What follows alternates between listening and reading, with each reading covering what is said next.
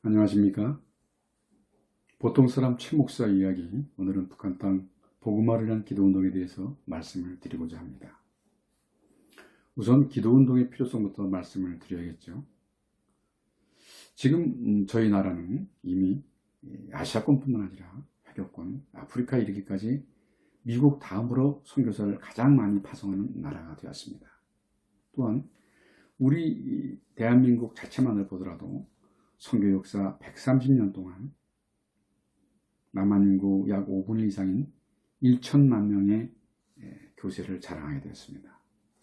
그러나 그럼에도 불구하고 우리가 마음껏 자랑하지 못하는 이유가 있습니다. 그것은 우리가 마음 한구석에 언제나 찔리고 숨기고 불편한 진실이 있는데 그것이 과연 무엇일까요? 북한 땅 복음화를 위한 선교, 북한 땅 선교에 대한 우리 총체적 노력의 부실이 있는 것입니다.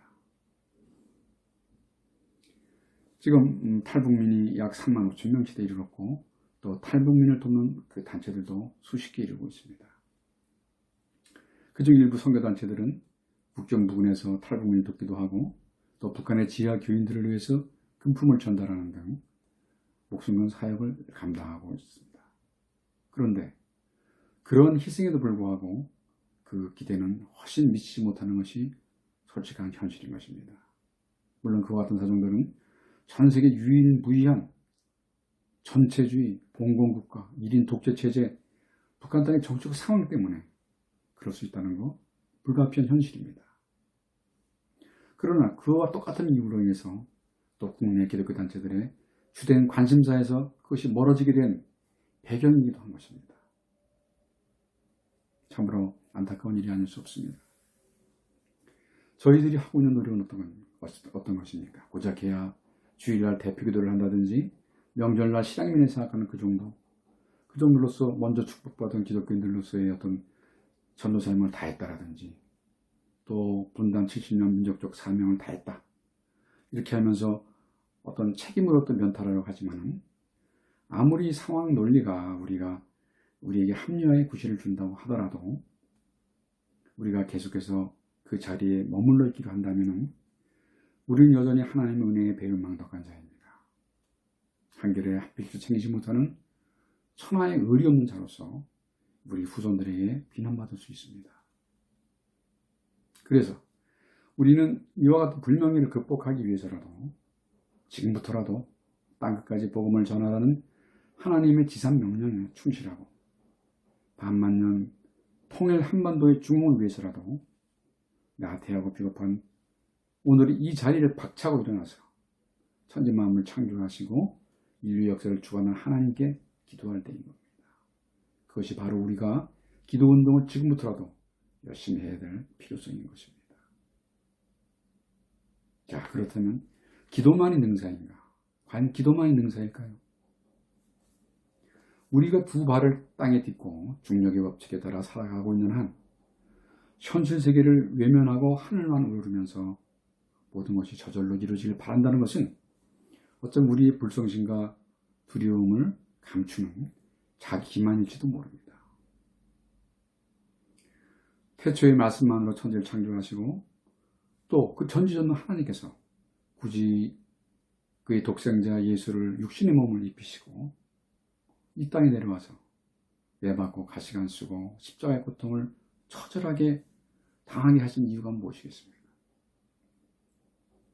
우리는 하나님의 아들 예수님께서 우리와 똑같이 보통 사람처럼 그런 고통을 현실의 혹독함을 느끼게 하시는 것에 대해서 우리들은 보는 그것만으로도 큰 위로가 됩니다. 안타깝고 슬픈 일이지만 큰 위로가 됩니다. 그러나 한편으로는 예수께서 십자가에 못 박혀 돌아가시는 그 모습을 보면서 우리는 현실 세계의 중요성을 일깨우기도 합니다. 그래서 우리는 북한 선교를 위해서 교회당 내에서 기도를 해서 주시옵소서, 이루어 주시옵소서 기도만 하지 않고 압록강, 두만강, 국경지대까지 가서 탈북민들을 돕고 그들과 생사고를 함께 하기도 하고 또 제자훈련을 시키다가 북한에 납치되는 경우도 있지 않습니까? 그래서 우리는 현실적인 노력을 하고 있는 것입니다. 그만큼 현실 세계에서 우리가 사람의 노력을 다한다는 것도 무지무지 중요한 것입니다. 그러나 그 효과성은 차치하고라도 모든 일에는 주된 것과 종된 것이 있습니다. 아무리 목숨 바쳐 선교하는 훌륭한 업적이 있음에도 불구하고 우리들의 노력이 눈에 보이는 것에만 국한되기로 한다면 그것은 큰 그림을 놓칠 수도 있습니다. 주된 것을 놓칠 수 있다는 것입니다. 하나님은 그리스도인을 박해하며 잡아 죽이는 것을 사명으로 여겼던 사도 바울, 그때는 사울이었죠. 그 사람의 마음을 다메섹 도상에서 극적으로 변화시키고 하나님을 없이 여기는 바벨론의 왕 벨사살 왕한테는 그 잔칫날 그 밤에 경고의 손바닥을 보여주시고 그날 밤으로 그의 목숨을 앗아냈습니다. 이렇게 전지전능하신 하나님께서 이제 겨우 30대 중반의 철없는 김정은이 아무리 그 핵을 가지고 장난을 친다 하더라도 하나님이 원하시기만 하신다면 순식간에 상황을 변화시킬 수 있습니다. 그럼에도 불구하고 이렇다 할 변화 없이 분단 70년 북한의 참상을 하나님께서 지켜만 보시면 무슨 이유가 있을까요? 그분이 손이 짧아서 그렇습니까? 아닙니다. 하나님의 깊은 뜻이 나는 계시다고 봅니다.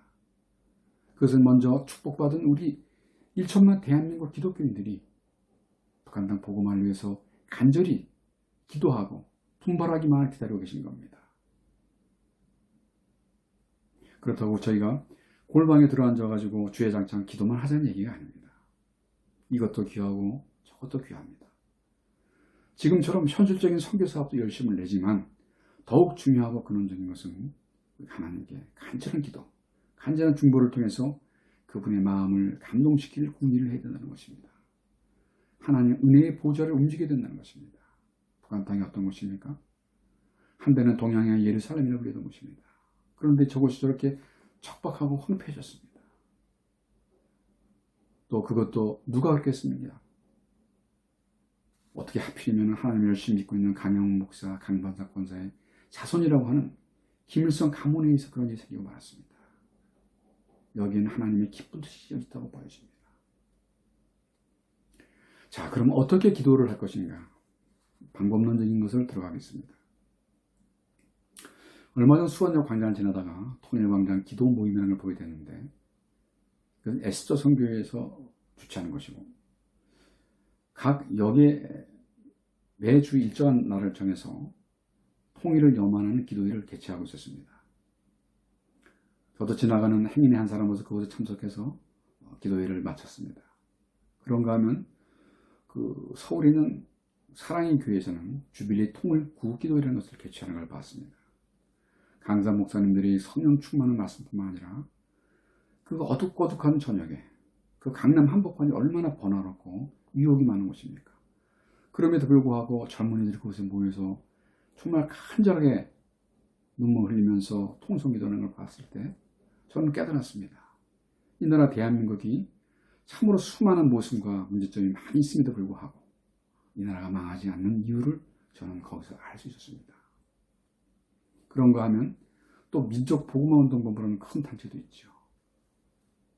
조영기 목사님, 이태희 목사님들이 우리 8천만 민족 복음화를 위해서 각종 행사를 유치함으로써 평화 통일을 지향하고 열심히 기도하는 모습들을 있습니다.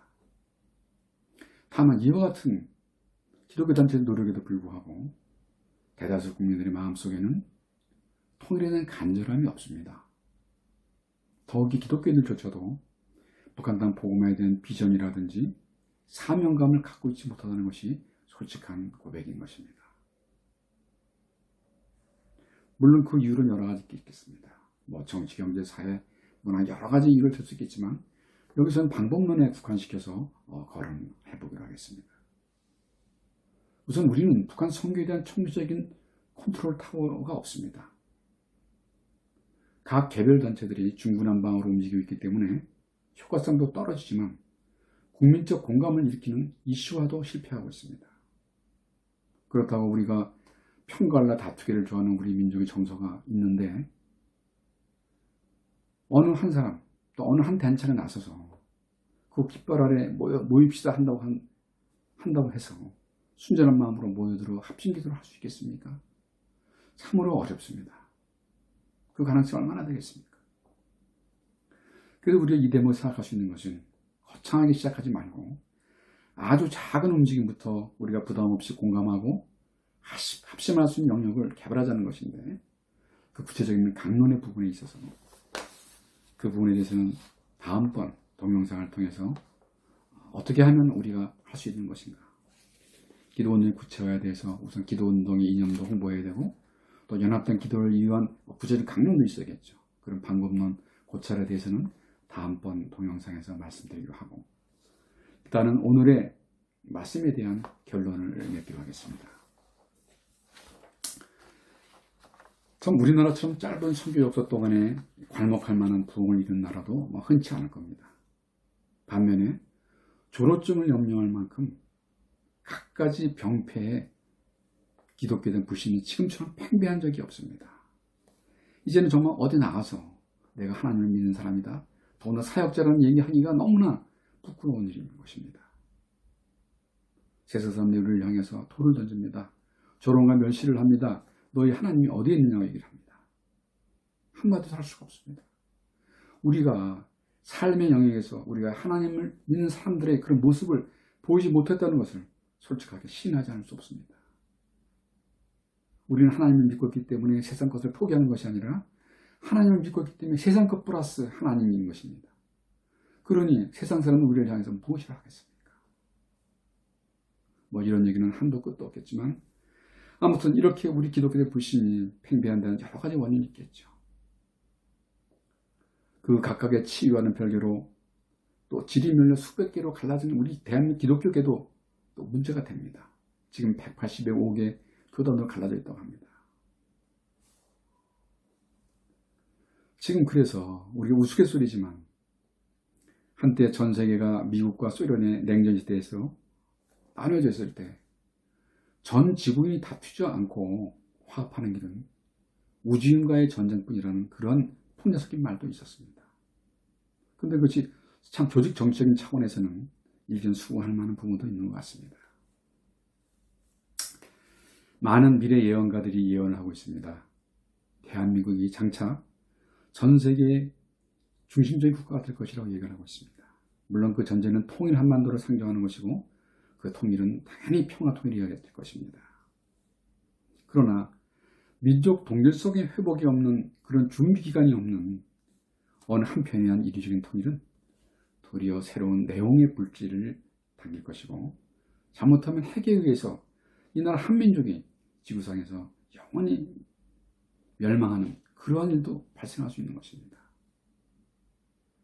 우리 분단 70년, 또 우리가 통일을 한다고 했을 때 어떤 과정을 또 생각한다고 한 100여 년이 걸린다고 했을 때, 우리가 그 100여 년의 역사 동안에, 분단의 시기 동안에 정치, 경제, 사회문화 모든 사상, 모든 것에 있어서 하늘과 땅의 간극처럼 그렇게 전혀 다른 생활을 해왔었는데, 정치가들이 말하는 낮은 땅의 연방제니 고려 연방제니 억지춘향 한 지붕 두 가족을 만들어 놓는다고 이 민족이 화합할 수 있겠습니까? 자갈과 모래처럼 물리적인 결합도 이룰 수 없습니다. 오히려 서로가 서로를 미워하고 미워하면서 정말 6.25와 같은 민족 상잔의 비극이 다시 발생하지 말라는 법도 없습니다.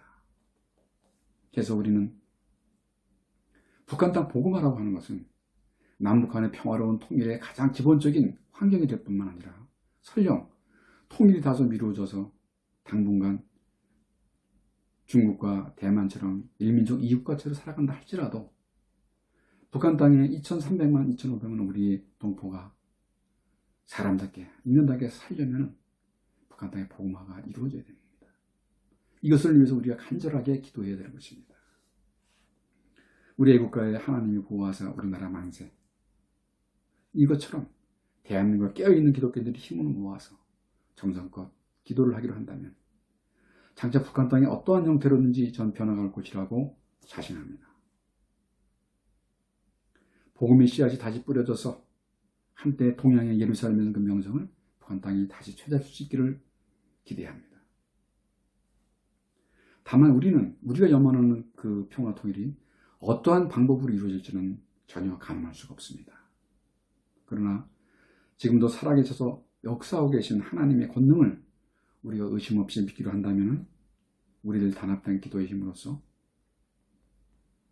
여리고성처럼 미디안 족속처럼 그렇게 21세기가 끝나기 전에 그 기적을 만들어갈 수 있습니다. 또 그렇게 이룩한 통일 한반도는 전 세계 영적 중심의 국가가 되어서 땅끝까지 복음을 전하는 그 위대한 역할, 이스라엘도 하지 못한 그 위대한 역할을 평화통일 한반도가 감당해낼 수 있을 것으로 저는 확신하고 있습니다. 또 그렇게 기도하고 있습니다. 여러분, 이 두서없는 말 오랫동안 들어서 감사합니다. 오늘은 이것으로서 말씀을 끝맺기로 하겠습니다. 감사합니다.